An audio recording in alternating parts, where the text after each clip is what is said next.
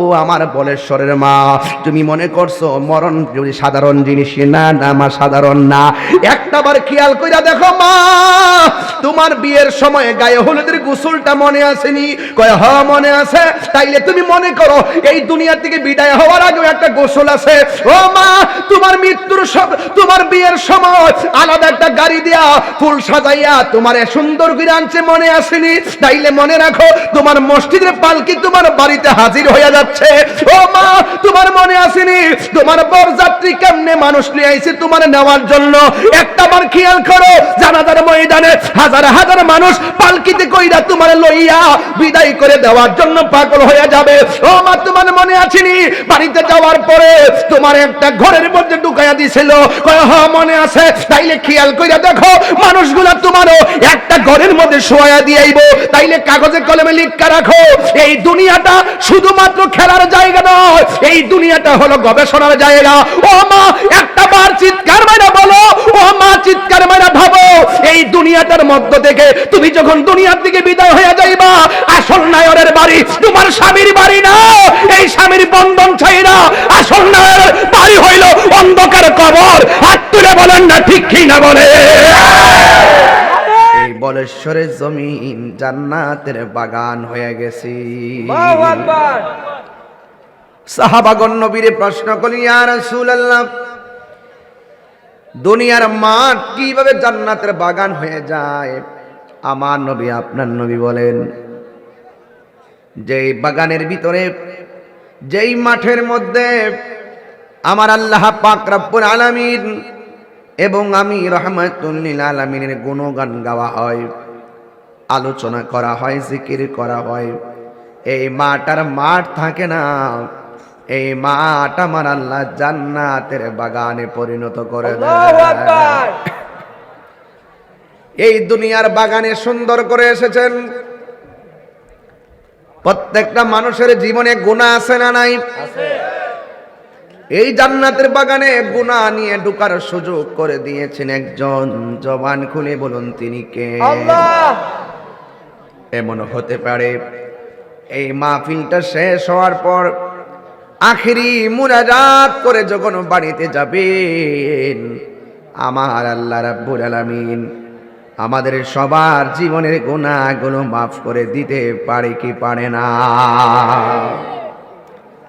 এই জন্য আমার যুবক ভাইয়েরা, আল্লাহ রাব্বুল আলামিন বলে দিয়েছেন, ওয়ামা ইয়াস্তাবিল আহইয়াউ ওয়ালাল আমওয়াত।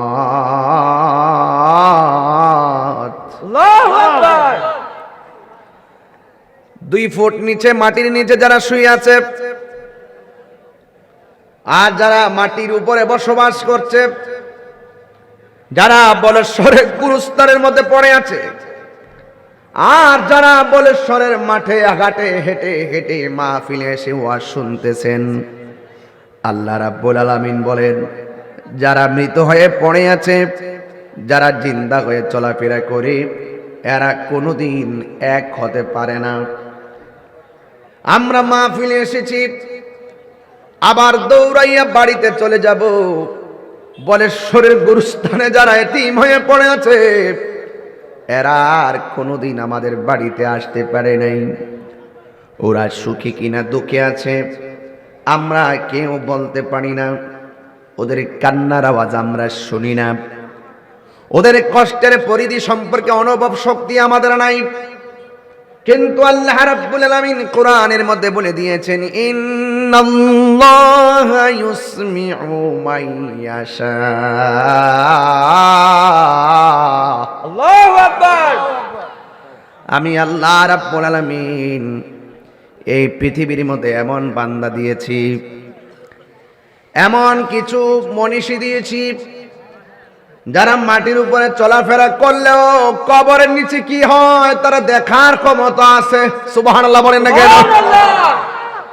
এই ক্ষমতা আমার আল্লাহ রাব্বুল আলামিন একজন পয়গম্বরকে দিয়েছেন, যিনি আখিরি জামানার পয়গম্বর, যার উম্মত আমরা হয়ে গর্ববোধ করছি।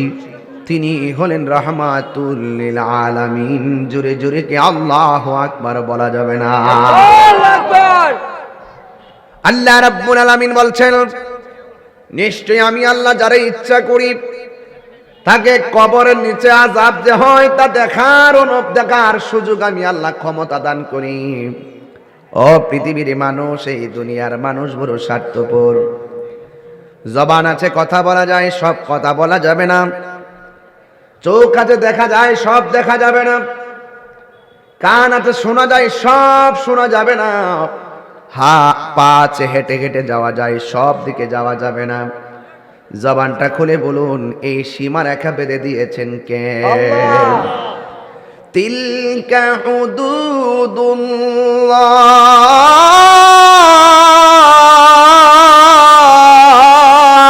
আল্লাহু আকবার। আমার আল্লাহর সীমারেখা আছে না নাই? আল্লাহর সীমারেখা হলো ইয়া আইয়ুহাল্লাযীনা আমানু আমিনু বিল্লাহি ওয়া রাসূলিহি। আল্লাহর সীমারেখা হলো একজনের ইবাদত করতে হবে। জবান খুলে বলেন, তিনি কে? আল্লাহ। এটা আল্লাহর সীমারেখা। আল্লাহ ছাড়া কারো ইবাদত করা যাবে না। আল্লাহ ছাড়া কাউকে সাজদা করা যাবে না। আল্লাহ ছাড়া কারো কাছে মাথা নত করা যাবে না। কোন পিশাচকে, কোন আল্লাহর ওলিকে খোদা মনে করা যাবে না। খোদা মনে করা চাওয়া যাবে না। সবকিছু দেওয়ার মালিক হলো একজন। জবান খুলে বলুন, তিনি কে? আল্লাহ। এটা হলো 1 নম্বর সীমারেখা। এই সীমারেখার ভিতরে যারা থাকবে এরাই হলো ঈমানদার। এরা কি? এরপর আল্লাহ বলছেন ওয়া রাসূলিহি। 2 নম্বর হলো তার রাসূলকে বিশ্বাস করা লাগবে, আল্লাহর হাবিবকে বিশ্বাস করা লাগবে। এই জন্য এরপরে আমার আল্লাহ রাব্বুল আলামিন বলেন, হাবিবের উপরে আল্লাহর পক্ষ থেকে যেই কোরআন দিয়েছে এই কোরআনকে বিশ্বাস করা লাগবে। কথা বলেন ঠিক কিনা? নবীরে মানলেন, কোরআন মানলেন না, মুমিন হতে পারবেন না। কোরআন পড়লেন, কোরআন বুঝলেন, কোরআন মানলেন, নবীকে মানলেন না, মুমিন হতে পারবেন না। কোরআন পড়লেন, নবীকে চিনলেন, আল্লাহকে মানলেন না, মুমিন হতে পারবেন না। এটার নাম হলো তিলকা হুদুদুল্লাহ। এটার নাম হলো আল্লাহর সীমারেখা। এখানে সীমাবদ্ধ নয়। এরপরে আসমানি কিতাবকে মানতে হবে। নবীর আগে যত নবী এসেছেন সবাইকে মানতে হবে। নবীর আগে সব নবীর উপরে যেই আসমানি কিতাব নাজিল করেছেন সব বিশ্বাস করা লাগবে। এরপরে ফেরেশতাদেরকে বিশ্বাস করা লাগবে, আখিরাতকে বিশ্বাস করা লাগবে, তাকদীরকে বিশ্বাস করা লাগবে, আখিরাতকে বিশ্বাস করা লাগবে। এটার নাম হলো তিলকা হুদুদুল্লাহ। এটা হলো আল্লাহর সীমারেখা। ওয়া মাইয়াসিল্লাহ। আর যারা আল্লাহর সঙ্গে নাফরমানি করবে তাদের জন্য জাহান্নামের আগুন আছে না নাই? যার হায়াত যতদিন আছে ততদিনই দুনিয়ার মধ্যে থাকবে। একটা সেকেন্ড এদিক সেদিক করা যাবে না, হবে না। সময় মতো বলেশ্বরের জমিনে একটা ফেরেশতা চলে আসবে প্রাণ ফাঁকি নেওয়ার জন্যে। জবানটা খুলে বলুন, সেই ফেরেশতার নাম কি? আজরাইল। আজরাইল। আমার বন্ধুগণ, বলেশ্বরের বন্ধু, কুমিল্লার বাবারা, এই জন্য আল্লাহ রাব্বুল আলামিন কোরআনের মধ্যে 2টা লাইন দিয়ে দিয়েছে। এই লাইনে গেলে তুমি আল্লাহকে পাবে, এই লাইনে গেলে তুমি আল্লাহকে পাবে না। একটা হলো জান্নাতের রাস্তা, আরেকটা হলো জাহান্নামের রাস্তা। এই 2টা জিনিস বোঝার জন্য আল্লাহ রাব্বুল আলামিন আপনাকে বিবেক দিয়েছেন।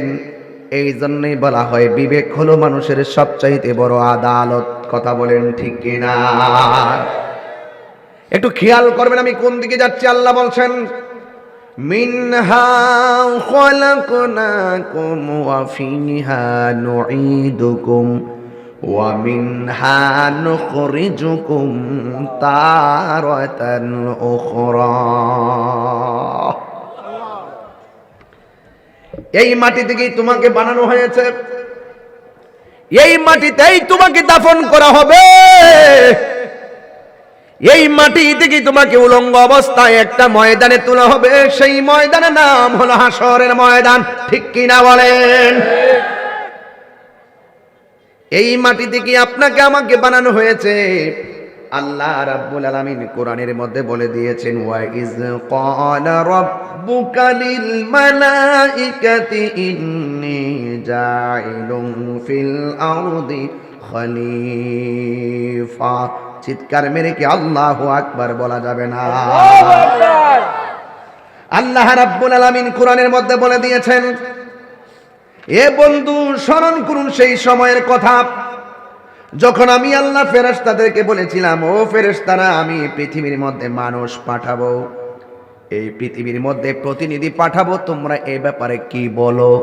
এই জন্য যে কোনো কাজ করতে গেলে পরামর্শের দরকার আছে না নাই? পরামর্শ করা সুন্নতে রাসূল, পরামর্শ করা সুন্নতে ইলাহি। চিৎকার মেরে বলেন না সুবহানাল্লাহ। সুবহানাল্লাহ।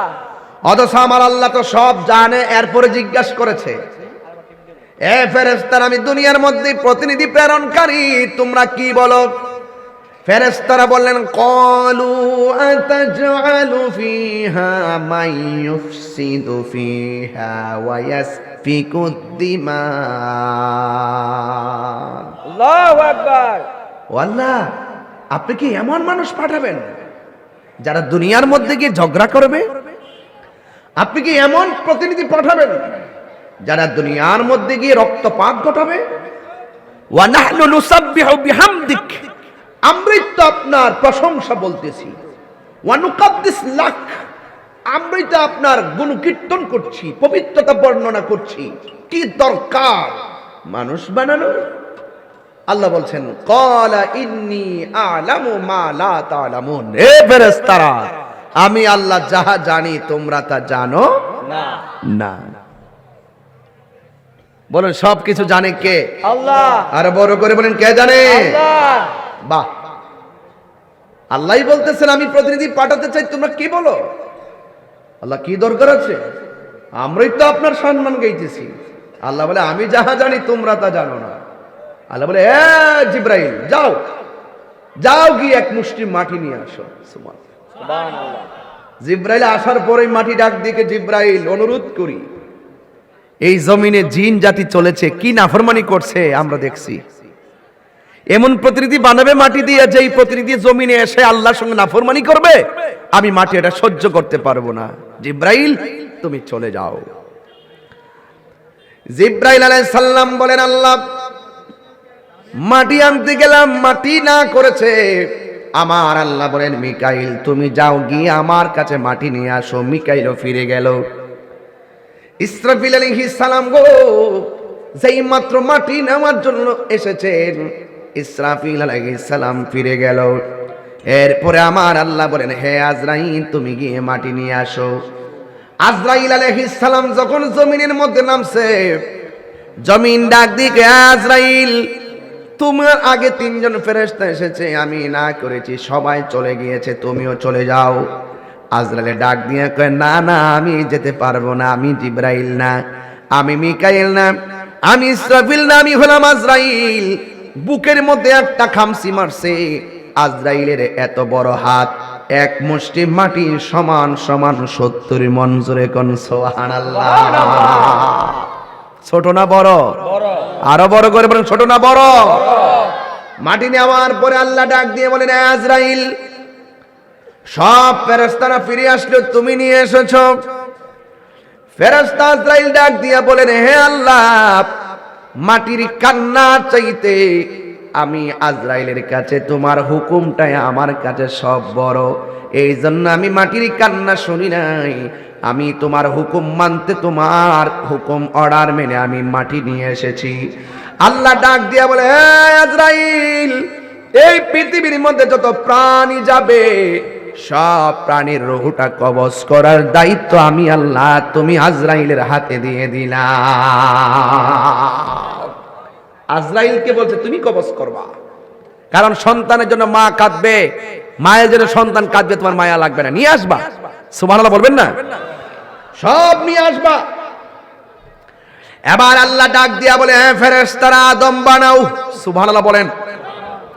সুন্দর করে আদম বানাইছে, পা থেকে গলা পর্যন্ত আমার আল্লাহ আদমকে বানালেন।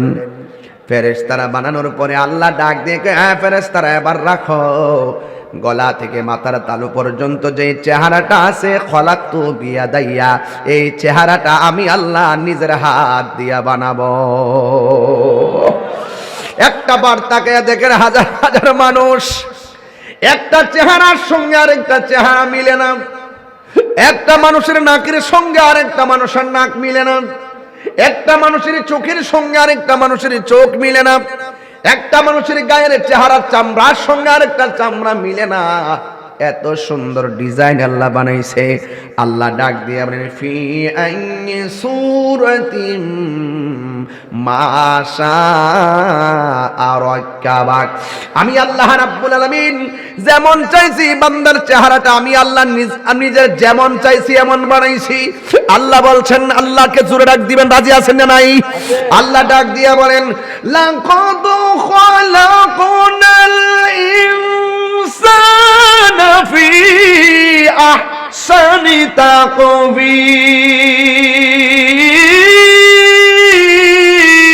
তাকওয়িম। আল্লাহু আকবার। ঘোষণাকার আল্লাহ, আর বড় করে ঘোষণাকার আল্লাহ। আল্লাহ বলছেন, আমি আল্লাহ মানুষকে অবয়ব সুন্দর নমুনায় বানাইছি, একটা চেহারার সঙ্গে আরেকটা চেহারা মিলে না। এই জন্য কালো দেখে ঘৃণা করা যাবে না। কালো ডিজাইনের মানুষটারে বানাইছে কে? খাটো দেখলে ঘৃণা করা যাবে না, সুন্দর মায়া করে বানাইছে কে? এই জন্য যুবক, ফুলের সৌরভ মানুষের গৌরব চিরদিন থাকে না। একটা জিনিস খেয়াল করেন, আপনার লাইফের 3টা পার্ট আছে। শৈশব থেকে চাকরি হওয়ার আগ পর্যন্ত আপনাকে পড়ালেখা করতে হবে। আবার পড়ালেখা শেষ হওয়ার পরে আপনি চাকরি জীবনে চলে যাবেন। যখন আপনার শেষ বয়স আসে তখন লেখাপড়ার ইন্টারেস্ট থাকে না, চাকরির ইন্টারেস্ট থাকে না, শুধুমাত্র স্বাধীন স্বাধীন। এই 3টা সময় অত্যন্ত গুরুত্বপূর্ণ। এই সময়গুলো দান করেছেন কে? আল্লাহ। এই জন্য আল্লাহ বলেছেন, কুল ইন্না সলাতি ওয়া নুসুকি ওয়া মাহইয়ায়া ওয়া মামাতি লিল্লাহি রাব্বিল আলামিন। আপনারা জবান খুলে বলুন, আমার জীবন দেওয়ার মালিক কে? আল্লাহ। আমার মত দিবেন কে? আল্লাহ। নামাজ কার জন্য? আল্লাহর জন্য। আমার কুরবানি কার জন্য? যার জন্য তিনি হলো রহমত, তিনি হলো রব্বুল আলামিন, যিনি সব জাহানের রব। বলেন সুবহানাল্লাহ। আল্লাহ যখন আদমরে বানাইছে ভিতরের মধ্যে রুহুটা দিছে কে? এখন রুহুটা কি জিনিস কোন হুজুরের কাছে বুঝতে পারছেননি? কোন হুজুরে কইছেনি রুহুটা এইটা? আল্লাহ বলছেন, ইয়াসআলুনাকা আনির রূহ কুলির রূহু মিন আমরি রাব্বি। আল্লাহ বলছেন, হে বন্ধু, কেউ যদি আপনাকে প্রশ্ন করে রুহুটা কি, আপনি বলবেন এটা আল্লাহ তাআলার একমাত্র আদেশ মাত্র। সুবহানাল্লাহ কোন না কেন? সুবহানাল্লাহ। এত সহজ না ওয়াজ বোঝা, এত কঠিন, এত সহজ জিনিস না। আপনি শুধুমাত্র ওয়াজ শুনতেছেন না, ধারণ করতে হবে, ওয়াজকে ধারণ করতে হবে। কোথায় ছিলাম, কোথায় আসছি, কোথায় যাব, এই 3টা ঘাট যদি আপনি না জানেন আপনি বুঝবেন না। আরে শৈশব, কৈশোর, যৌবন, বার্ধক্য, এই ঘাটগুলো যদি আপনি নিজেকে শতভাগ আল্লাহর কুদরতি খটারে যদি আপনি ধারিত করতে না পারেন, তাইলে ইহকালও অমঙ্গল হবে, পরকালও অমঙ্গল হবে। কথা বলেন ঠিক কিনা? আল্লাহ বলছে, রুহু যাও আদমের ভিতরে। সুবহানাল্লাহ কয় না কেন? সুবহানাল্লাহ। রুহু বলে, আল্লাহ এত অন্ধকার থাকমু কেমনে? আল্লাহ বলছে, আবার যাও।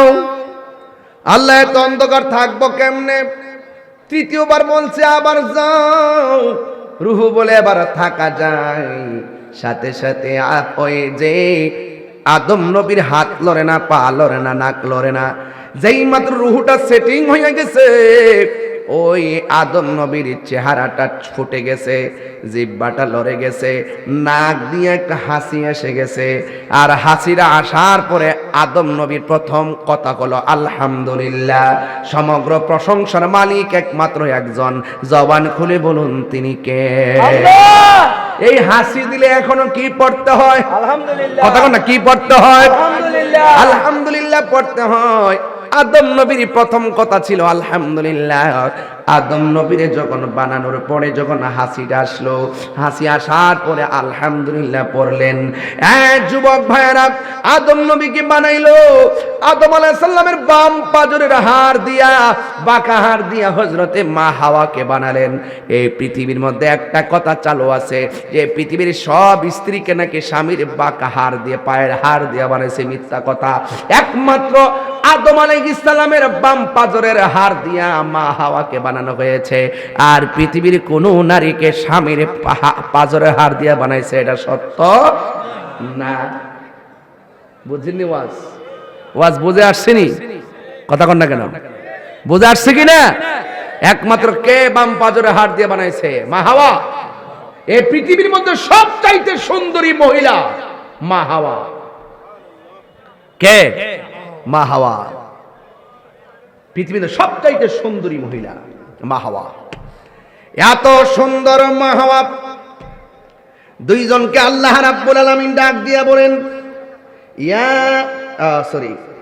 আদম নবীরে যখন বানাইছে, বানানোর পরে আমার আল্লাহ বলতেছে, ওয়া ইজ কুলনা লিল মালাইকাতি ইসজুদু লি আদম ফাসাজাদু ইল্লা ইবলিস। আল্লাহ রাব্বুল আলামিন সব ফেরেশতাদেরকে ডাক দিয়ে বলেন, এ ফেরেশতারা তোমরা আদমকে সিজদা করো। আল্লাহু আকবার কোন কেন? আল্লাহু আকবার। এবার ফাসাজাদু, ফা সেখানে ফার অর্থ অনেকে বুঝে না। ফার অর্থ বুঝে না বলেই, ফার অর্থ বুঝে না বলেই কি হয়? ফার অর্থ বুঝে না বলেই জানাজার নামাজের পরে যে দোয়াটা আছে এই দোয়াটা বুঝে না। বুঝেন না এই কথাটা? ইজা সাল্লাইতুম আলাল মাইয়িতি ফাখলিসু লাহু দুআ। এখানে আখলিসু না ফাখলিসু, এই ফা অর্থটা অনেকে বুঝে না। এই আতেফা, হরফে আতেফা, এই অর্থ বুঝে না। এটা যখন শব্দ যাদের মাঝখানে আসে বিলম্ব না, অনতি বিলম্বে সাথে সাথে চিৎকার মেরে কোন সুবহানাল্লাহ। আল্লাহ বলছেন ফাসাজাদু, হে ফেরেশতারা তোমরা সিজদা করো। ফাসাজাদু, সাথে সাথে ফেরেশতারা সিজদা করছে, 3 দিন পরে না। এই জন্য আমরা যখন জানাজার নামাজ পড়াই ফাখলিসু, তোমরা খালেস ভাবে দোয়া করো। এটা দাফনের পরে না, এটা দাফনের আগে, দেরি করে না, সাথে সাথে। এটার নাম হলো ফাখলিসুর অর্থ করেন সুবহানাল্লাহ। নারে তাকবীর, নারে রিসালাত, ফয়জিয়া দরবার শরীফ। বাবা অর্থ বুঝতেছেন তো? এটা অনেকে বুঝে না, আর অনেকে গাউরামি করে, অনেকে গায়ে পরে অনর্থ ঝগড়া করে। সারা জীবন শুনেছি মৃত্যু, জীবিত মানুষের সঙ্গে দুশ্মনী। এখন থেকে মানুষ মারা যাওয়ার পরও দুশ্মনী। এই লোকটা মারা যাওয়ার পরে সব বন্ধ, শুধু দোয়াটাই তো পুঁজি। এই যে আমাদের নিজামুদ্দিন কায়সার ভাইয়ের আম্মা মারা গেছে, কত ব্যতীত হইয়া দোয়া করলাম। এই দোয়া করতে কি দলিল খোঁজা লাগবে? আপনি যাই সেখান, হ্যাঁ কেউ মারা গেছে মাহফিলে দোয়া করা কোন কিতাবে আছে? এটাকে আমি বাড়ি করতে পারবো? কোন কিতাবে লেখা আছে যে মাহফিলে ওইটা দোয়া করা যায়? সব জায়গায় প্রশ্ন করেন না, সব জিনিসটা ঠেললেন না। এই ঠুনকু বিষয় নিয়েই বিতণ্ড করতে করতে উলামায়ে কেরামদের মধ্যে হাজার হাজার ভাগ হয়েছে। কথা বলেন ঠিক? এই ভাগগুলো না থাকতো তাহলে একটা প্ল্যাটফর্ম হয়ে যেত। আজকে এই সমস্ত বিষয়াদিগুলো নিয়ে হাজার ভাগ করার কারণে উলামায়ে কেরাম কাঙ্ক্ষিত জায়গায় যেতে পারে না। বুঝেন? এই যে দেখেন, আমি যদি বানাই বলে আমার তো বলবেন আমি কি বোঝাতে চাচ্ছি, আপনি তো বুঝেন না। ইজা কুমতুম ইলা সলাতি ফাগসিলু বুজুহাকুম, ফাগসিলু। নামাজে দাঁড়াইবেন, ওযু করন লাগবো নি? কথা কনা, ওযু করা লাগবো নি? ওযু করা লাগবে। মারহাবা জোরে বলেন। এই অর্থগুলো অনেকে তুলতে পারে না, অনেকে জানে, জাইনাও সত্য গোপন করে। আমরাও জানি দাফন করার পরে দোয়া আছে, এটা হাদিস আছে, এটা আমরা জানি। কয়েকটা কাজে দেরি করা যাবে না, এটা আমরা জানি। জানাজার মারা যাওয়ার পরে তাড়াতাড়ি দাফন করো, তাড়াতাড়ি দাফন করো। তাড়াতাড়ি করতে যাই যদি লাস্ট 3 দিন রাখতে দে, ফুতে বিদেশ থেকে আইলে দাফন করবো। কথা কোন ঠিক না বেটি? এতটা বুঝায়েন না, এত ফাইজলামি করেন না, এগুলো ভালো লক্ষণ না। মৃত্যু মানুষ দোয়াটা তাদের কবরে যাবে। আপনারা এরপর আমরা কেন আরেকটা কারণে দোয়া করি, যে জানাজার পর দেখবেন সাথে সাথে অনেক মানুষ চলে যায়, দাফন করার পর পর্যন্ত মানুষ গুরুস্থানে বেশি থাকে না। এই জন্য আমরা বেশি মানুষ থাকা অবস্থায় আমরা দোয়া করি। হ্যাঁ, তবে দোয়া করার সময় কাতারটা ভাঙ্গা করবেন, যেন মানুষ এই দোয়াটাকে নামাজের অংশ মনে না করে। কথা ঠিক কিনা? যেমন ভাবে আমরা আজানের আগে দুরূদ ও সালাম পড়ি, আজানকে দুরূদ ও সালামকে আজানের অংশ মনে করি না, এটা তাবাররুকান বরকতের জন্য পড়ি। কথা বলেন ঠিক কিনা? যেহেতু আমরা পড়েছি, কি পড়েছি? আমরা পড়েছি যে ইন্না দুআ মাওকুফুন বাইনাস সামাই ওয়াল আরদি লা ইয়াসআদু মিনহু শাই হাত্তা তুসাল্লি আলা নবী সাল্লাল্লাহু আলাইহি ওয়াসাল্লাম। আসমান এবং জমিনের মাঝখানে দোয়াটা জ্বলন্ত অবস্থায় থাকে। যখন নবীর উপরে দুরূদ পড়া হয়, এই দোয়াটা আল্লাহর কাছে কবুল হয়। সুবহানাল্লাহ। এই জন্য আমরা প্রত্যেকটা ইবাদতের শুরু শেষে দুরূদটাকে ওসিলা বানাই। বলেন না সুবহানাল্লাহ। সুবহানাল্লাহ। কথা কি বুঝাতে পারতেছি? এগুলো ধাক্কা ধাক্কির ব্যাপার না, এগুলো শুধুমাত্র মেনে নেওয়ার ব্যাপার, একটু সহজ হওয়ার ব্যাপার। এত কঠিন না দিন, এত কঠিন না। আল্লাহ বলছেন উদউনি আস্তাজিব লাকুম, আমি তোমাদের ডাকে সাড়া দিব। এখন কোরআন শরীফে কোথাও লেখা আছে জানাজার নামাজের পরে আল্লাহর কাছে চাওয়া যাবে না? হাদিসে আছে না? এই জন্য আল্লাহ বলছেন সবাই সেজদা করলো, একজন সেজদা করেন মিস্টার মালাউইন্না। মালাউইন্না চিনে না রে, মালাউইন্না চিনে না, ইবলিস চা, ইবলিস চা। যখন দুশমনদের নাম আসবে ভালো করে বলবেন, ফেরাউন্না, নমরুদ্দা। কথা বলেন না কেন? সবাই সেজদা করছে, মাগার ইবলিসে সেজদা করে নাই। ইবলিকে সেজদা না করে কি করছে জানেন? আবা আবা আবা আবা আবা মানে হলো প্রত্যাখ্যান করছে। প্রত্যাখ্যান কেমন? আল্লাহ বলছে সেজদা করো, সবাই সাথে সাথে পড়ে গেছে। আল্লাহ হুকুম করছে, বাস হুকুম মানাই ঈমান। কথা কোন ঠিক কি না? ফেরেশতারা এই কথা কইছেন, আল্লাহ তুমি যেখানে প্রেজেন্টেশন আছো তোমার সামনে তারে সেজদা দিমু কি লাগা, তোমার না সেজদা দিমু। প্রসঙ্গ কিন্তু এটা না। আল্লাহ অর্ডার করছে, কি করছে? অর্ডার করছে, অর্ডার মানো। সব সেজদা করছে, একজন করে নাই, এটা ইবলিস। কেমন করছে জানেন? আবা মানে হলে প্রত্যাখ্যান করছে। আল্লাহ বলছে করো, কোনো ভাবতাম না। কিছু লোক আছে না, মা বাপে যদি করে ফুট স্কুল যাস না, কোনো যাইতাম না, এই যে একটা ধাক্কা মারে, এই ধাক্কাটা ভালো লক্ষণ না। এই ধাক্কার ভিতরে সেকেন্ডে কষ্ট চলে আসে। কথা বলেন ঠিক কি না? এই জন্য কোরআন শরীফে বলছে উফি ওয়ালা তানহারহুমা, এমন ব্যবহার কইরো না যে মা বলে রে ফুট করলে কি, এই কথাটা যেন না কয়। কথা কোন ঠিক কি না? এরপর আল্লাহ বলে আবা প্রত্যাখ্যান করছে, পারতাম না। বাপরে কেন? ওয়াস্তাকবারা, অহংকার করছে। কি অহংকার? আল্লাহ তুমি তারে বানাইছো চোখের সামনে মাটি দিয়া, আর আমারে বানাইছো আগুন দিয়া। আমার কাজ হলো উপরে উঠা, আর আদমের কাজ হলো ফায়ের নিচে থাকা। তাইলে আমি নিচের বেড়ারে কি লেগে উপরের বেড়া সেজদা করতাম? পাগলে ভাইছে নাকি? আল্লাহ বলছে বাইরে যা। কি? ওয়াকানা মিনাল কাফিরিন। আল্লাহু আকবার। কি হয়ে গেছে? কাফের অন্তর্ভুক্ত হয়ে গেছে। এরপর আল্লাহ বলছেন وَقُلْنَا يَا آدَمُ اسْكُنْ أَنْتَ وَزَوْجُكَ الْجَنَّةَ وَكُلَا مِنْهَا رَغَدًا حَيْثُ شِئْتُمَا। আল্লাহ বলছেন হ্যাঁ ইবলিস বেরিয়ে যা। আর বলছেন হ্যাঁ আদম, তুমি এবং তোমার স্ত্রী হাওয়া জান্নাতের মধ্যে বসবাস করো।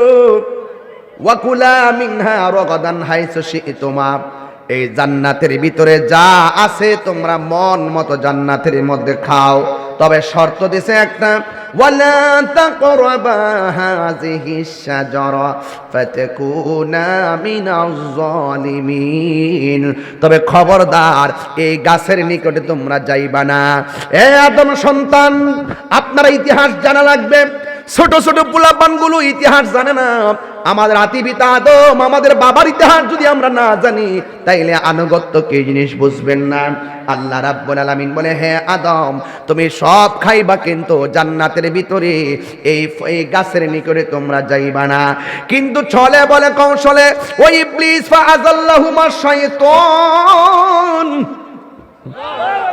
ওই যে শয়তান দুইজনকে পদস্খলন ঘটাইছে।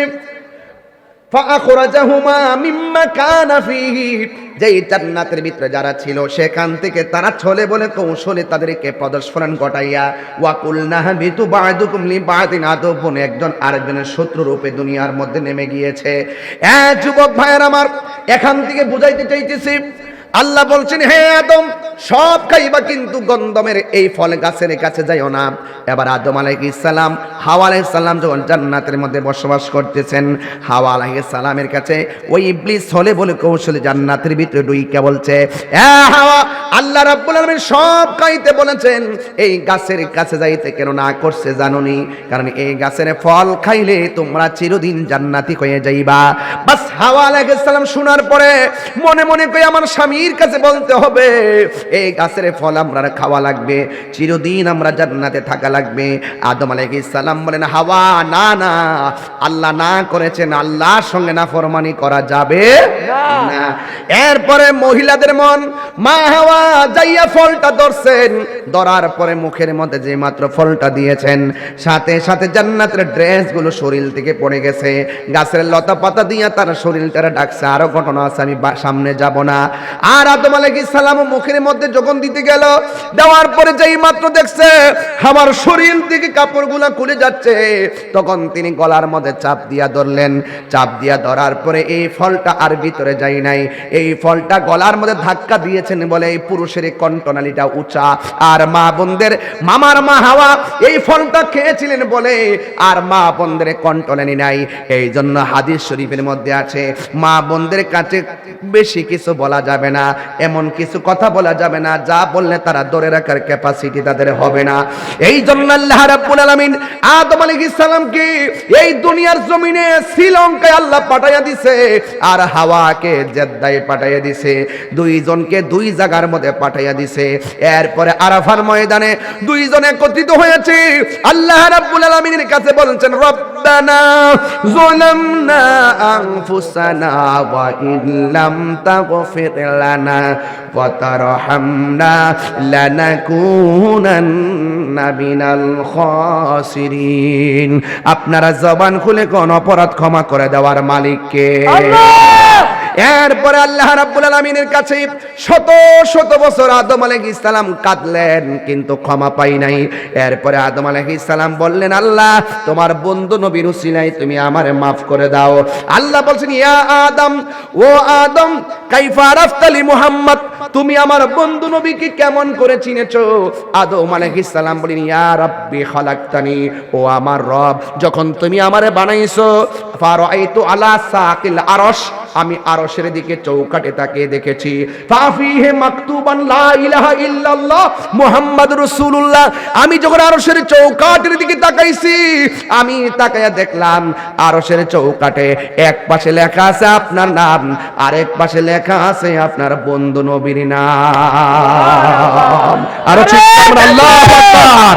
আরে রিসালাত ফয়জিয়া দরবার শরীফ, ফয়জিয়া দরবার শরীফ।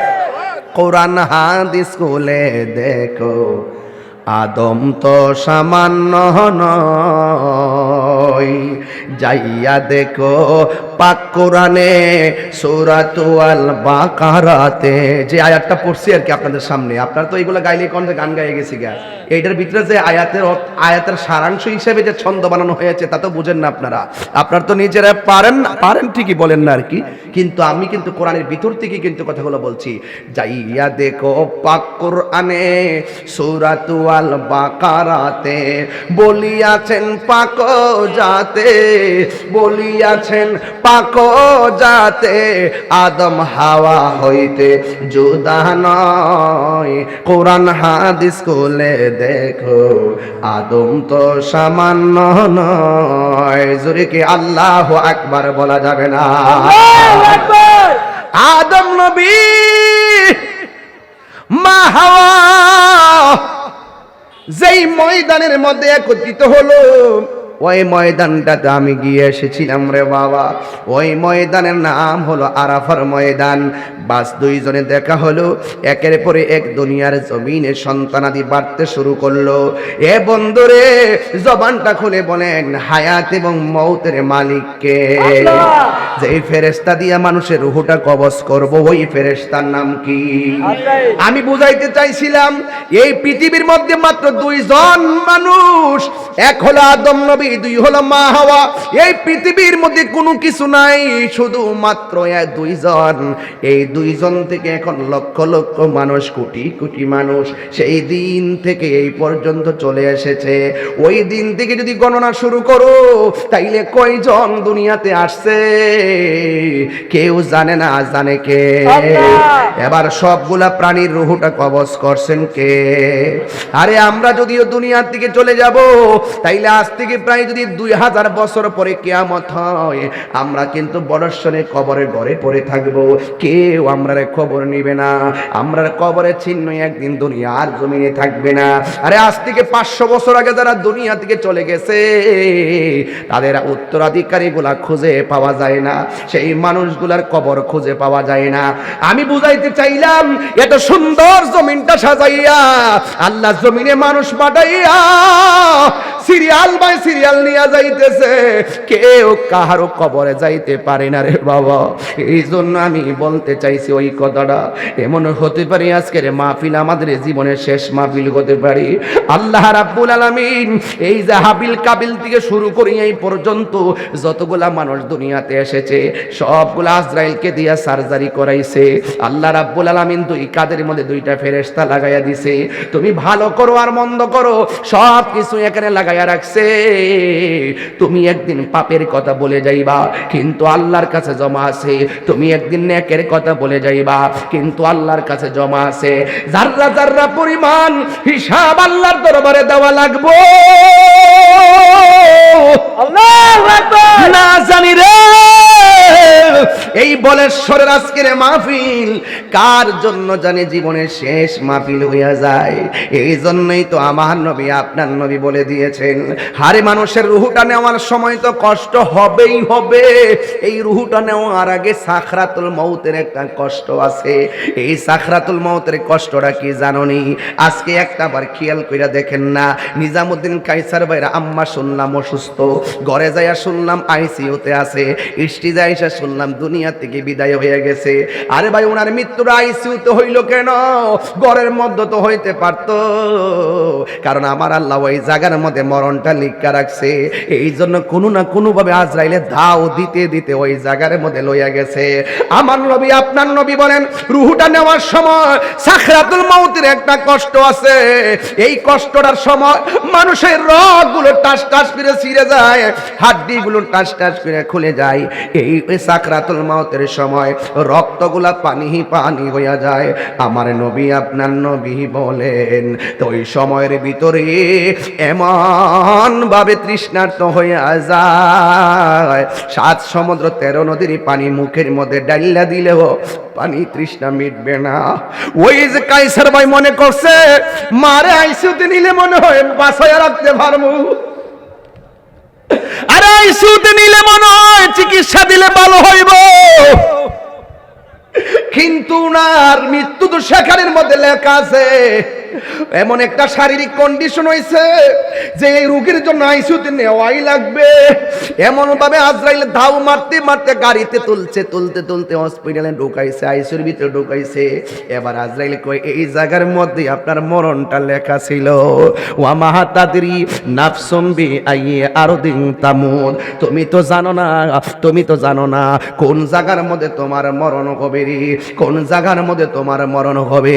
আরে এখনো তো এমন মানুষ আছে চাষটলের মধ্যে চা খায়, এরপরে ঘরে যায় বুকের মধ্যে ব্যথা ওঠে, ঘুমের মধ্যে মইরা যায়। অনেক যুবক পোলাপান মোটর সাইকেল নিয়ে হাইওয়ে রোডে যায়, হঠাৎ করে মরণের সংবাদ পাওয়া যায়। বাবার আগে সন্তান চলে যায়, সন্তানের আগে বাবা চলে যায়।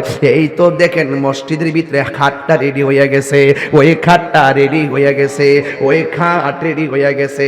এটা হলো আমার জীবনের শেষ পালকি। মসজিদের বারান্দার মধ্যে পালকিটা আমরা প্রতিদিন নামাজে দেখি, জুমার নামাজে গেল দেখি, একটা বারো ফিল করলাম না। জীবনে কত বাইকে চললাম, জীবনে কত গাড়িতে চললাম, এই পালকিটাই তো, এই গাড়িটাই তো আমার শেষ গাড়ি রে। এই গাড়ির মধ্যে তো আমার ওটা লাগবে। এ যুবক ভাইরা আমার, ও যুবক রে, ওই মসজিদের পালকিটা আসার আগে নামাজ পড়া লাগবে, আল্লাহকে মানা লাগবে, নবীরে মানা লাগবে, হক কথা বলা লাগবে, নবীর তরিকা মতো চলা লাগবে। কারণ মৃত্যু বড় কঠিন। আমার নবী আপনার নবী বলেন, বলেন, এই সাকরাতুল মাউতের মধ্যে যারা পড়ে যায়, এই কবরে যাওয়ার আগে সাকরাতুল মাউতে অনেকে পইরা পায়খানা করে বিছানা বাসায় ফেলে।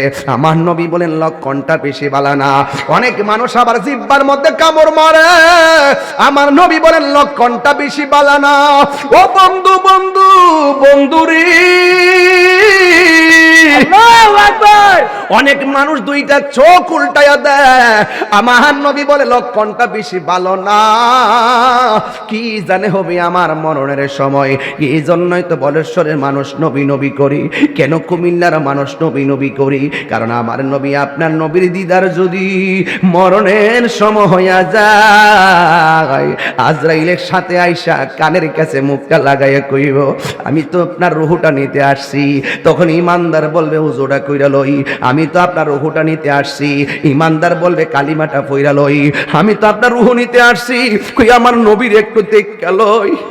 ইমানদাররা আজরাইলের সঙ্গে এত সুন্দর কথা বলবে, একেবারে বন্ধু বন্ধুর সঙ্গে যেমনে কুলাকুলি করে, সন্তান মার স্তনের মধ্যে মুখ লাগায়া যেমনে ঘুমায়া যায়। আজরাইলে যখন আজরাইলে যখন রুহুটারে সার্জারি করবে, কই কেমন হবে জাননি রে? কই এমন হবে। কই কেমন হবে জাননি? কই একটা গ্লাসের মধ্যে পানি থাকলে সব পানি ফালানোর পরে একটা ফোঁটা পানি লাস্টের ফোঁটাটা যেমনে পড়ে, ঠিক এমন ভাবে রুহুটা ঠাস পিরে বাইরে যায়, যাররা পরিমাণ টের পাওয়া যায় না। ওই মানুষটা যখন মারা যায়, মসজিদের পালকি বাড়িতে চলে আসে, তখন ওই ফেরেশতারা ইমানদারে ডাক দিয়ে বলবে, আপনি তো এখন চলে যাবেন, আপনার কবরের মধ্যে আপন কে হবে? আরে ভাই বলতো, যখন এই খাটটা চলে আসবে, তখন আমার বাড়িতে যে আনুষ্ঠানিকতা শুরু হবে, মা ও আমার বলেশ্বরের মা, তুমি মনে করছো মরণ সাধারণ জিনিস? না না মা, সাধারণ না। একটা বার খেয়াল কইরা দেখো মা, তোমার বিয়ের সময় গায়ে হলুদের গোসলটা মনে আসেনি? কয় হ মনে আছে। তাইলে তুমি মনে করো এই দুনিয়া থেকে বিদায় হওয়ার আগে একটা গোসল আছে। ও মা, তোমার মৃত্যুর তোমার বিয়ের সময় আলাদা একটা গাড়ি দিয়া ফুল সাজাইয়া তোমার সুন্দর করে আনছে, মনে আসেনি? তাইলে মনে রাখো তোমার মসজিদের পালকি তোমার বাড়িতে হাজির হয়ে যাচ্ছে। ও মা, তোমার মনে আসেনি তোমার বরযাত্রী কেমনে মানুষ নিয়ে আইছে তোমার নেওয়ার জন্য? একটা বার খেয়াল করো, জানাজার ময়দানে হাজার হাজার মানুষ পালকিতে কইরা তোমার লইয়া বিদায় করে দেওয়ার জন্য পাগল হয়ে যাবে। ও মা, তোমার মনে আসেনি বাড়িতে যাওয়ার পরে তোমার একটা ঘরের মধ্যে ঢুকাইয়া দিছিল? কয় হ মনে আছে। তাইলে খেয়াল কইরা দেখো, মানুষগুলা তোমারও একটা ঘরের মধ্যে শোয়া দিয়াইব। তাইলে কাগজে কলমে লিখা রাখো, এই দুনিয়াটা শুধুমাত্র খেলার জায়গা নয়, এই দুনিয়াটা হলো গবেষণার জায়গা। ও মা, একটা বার চিৎকার মাইরা বলো, ও মা চিৎকার মাইরা ভাবো, এই দুনিয়াটার মধ্য থেকে তুমি যখন দুনিয়ার দিকে বিদায় হয়ে যাইবা, আসল নায়রের বাড়ি তোমার স্বামীর বাড়ি না। এই স্বামীর বন্ধন ছাইরা আসল নায়রের বাড়ি হইল অন্ধকার কবর। হাত তুলে বলেন না ঠিক কি না বলে?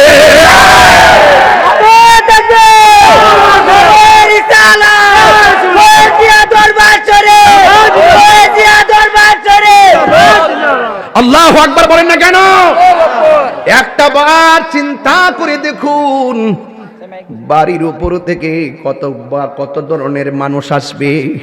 খেয়ে আয়সা দেখবেন মুখের মধ্যে কাপড় লাগাইয়া দেখতে আইব আপনার বাজার আছে। আরে বন্ধু, সারাদিন বন্ধুর লোকে ফেসবুকে চ্যাটিং করলেন, এই বন্ধু দেখবেন আপনার লাশ দেখা উঠানের মধ্যে যায় ফেসবুক চালাইতেছে। আপনি যে মারা গেছেন আপনারে ফিল করবে না। এই জন্য দুনিয়ার মানুষ সব ভাগ নেয়, মইরা গেলে কেউ কাউরে চিনে না। কথা বলেন ঠিক কিনা? আল্লাহুম্মা সাল্লি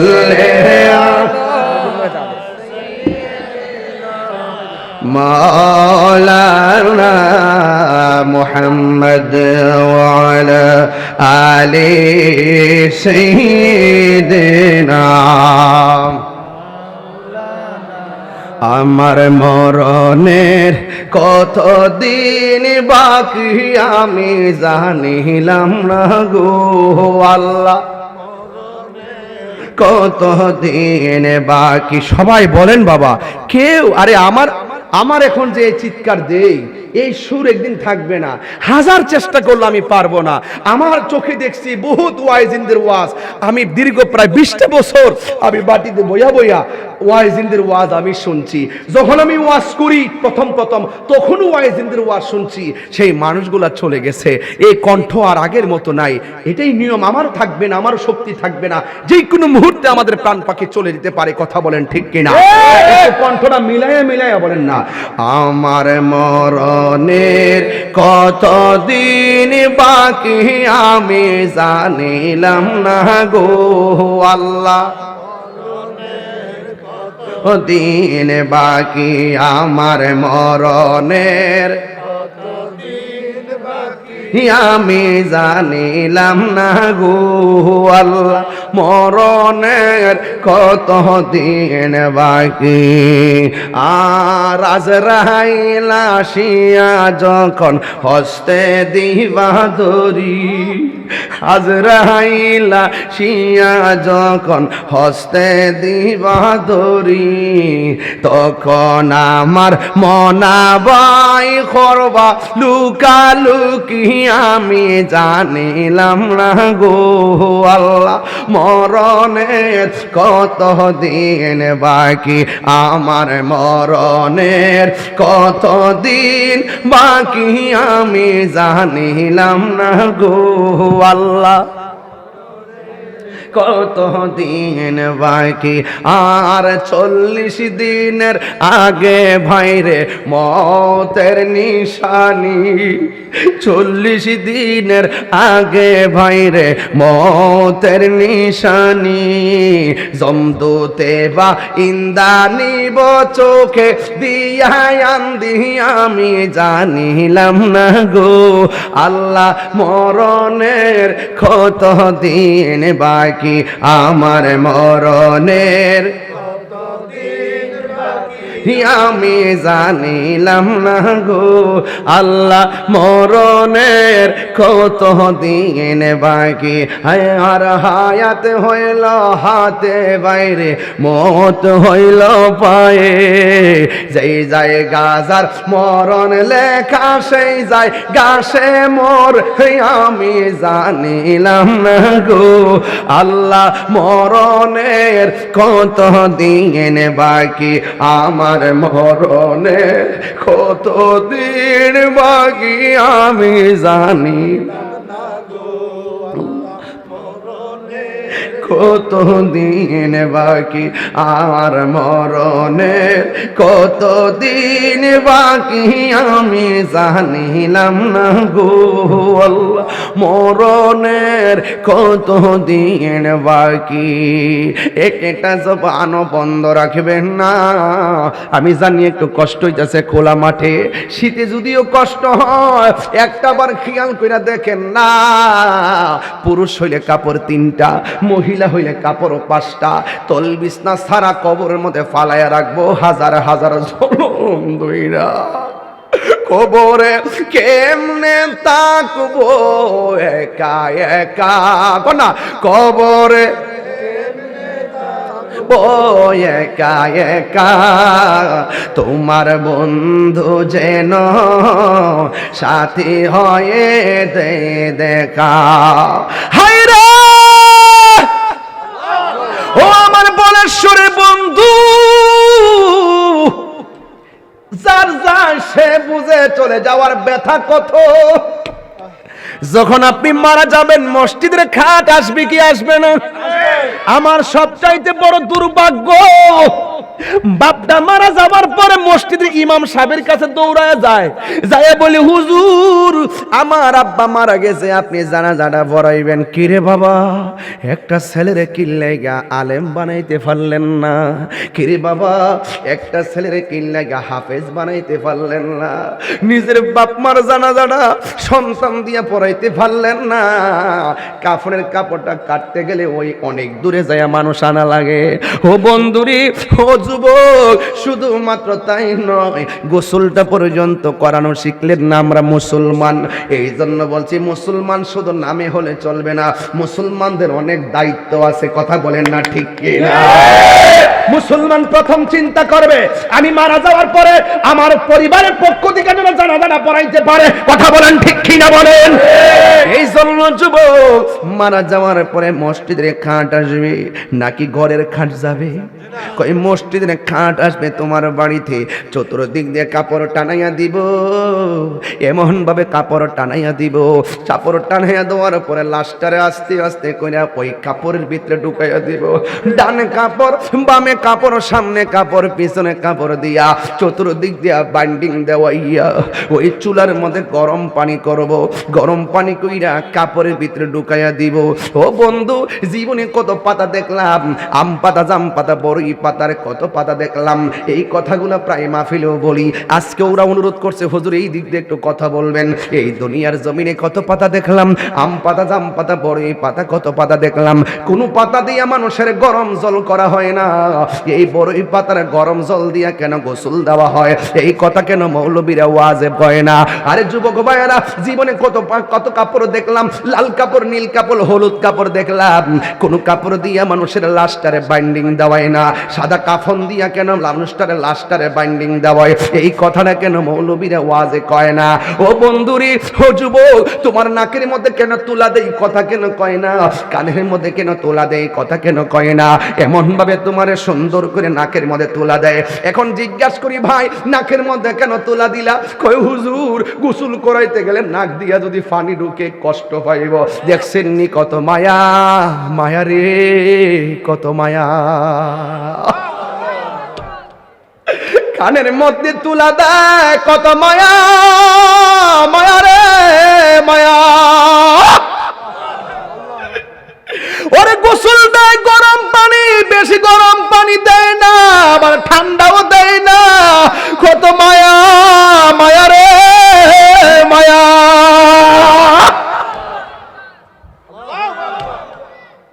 এমন ভাবে তোমারে কসকো সাবান দিয়া কত সুন্দর কইরা গোসল দেয়, কত মায়া।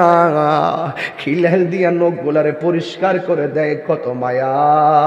তোমার দাড়িগুলা খিলাল করে দেয়, কত মায়া। আবার গোসলখানায় গেলে তোমারে বসায়, পেটের মধ্যে চাপ দিয়া পায়খানা বের হইলে গামছা দিয়া টিস্যু দিয়ে পরিষ্কার করে দেয়, কত মায়া, মায়া রে মায়া। জীবনে পায়খানা দেখলে নাকের মধ্যে হাত দিয়া ধরে, আর গোসলখানায় গেলে পায়খানা বের হলে ওই টিস্যু দিয়ে পায়খানা পরিষ্কার করে দেয়, কত মায়া। আতর লুবান গরম জল দিয়া কি সুন্দর করে গোসল দেওয়ায়া, উজু টুজু করায়া, কত সুন্দর কইরা, কত সুন্দর কইরা আমার শেষ গোসলটা দেয়, কত মায়া।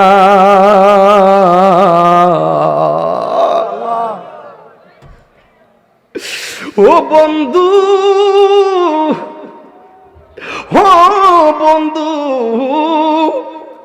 জীবনে কত মানুষের গোসল দেখছো, একবার ভাবছেননি আমার গোসলের আনুষ্ঠানিকতা তো এটাই? আমার বাপের গোসলের আনুষ্ঠানিকতা, শেষ গোসলের আনুষ্ঠানিকতা, এটাও তো আমারই আনুষ্ঠানিকতা।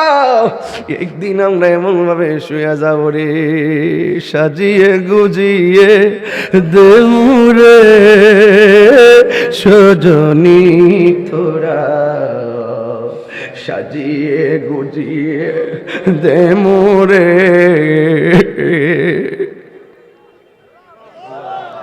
বড়ই পাতা গরম জলে শুয়ায়া মশারির তোলে, বড়ই পাতা গরম জলে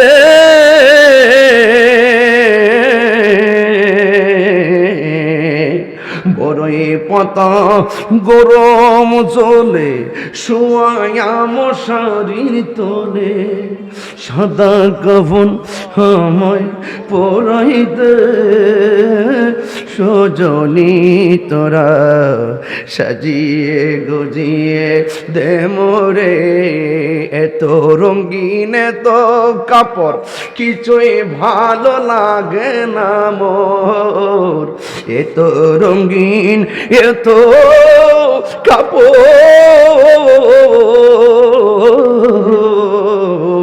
এত রঙিন এত কাপড় কিছুই ভালো লাগে না মোর, সাদা কাফন আমায় পরায় দে সজনী তোরা সাজিয়ে গুজিয়ে। একটু মার লাশটা চেহারাতে বাসাও, বাপের বিদায়টা চোখের মধ্যে বাস। কেহ লইল হাতর লোবান, কেহ লইল জল, কেহ লইল বড়ই পাতার, চোখে জ্বলে বুক ভাসে রে, কান্দে হাই হাই রে সবাই, হাই হাই রে। মা কান্দে, বাবা কান্দে, কান্দে আপনজন। আরে এই মাহফিলে যারা আসছে, কার মরণটা আগে লেখা আছে আমরা কেউ জানি না, ঠিক কিনা বাবা?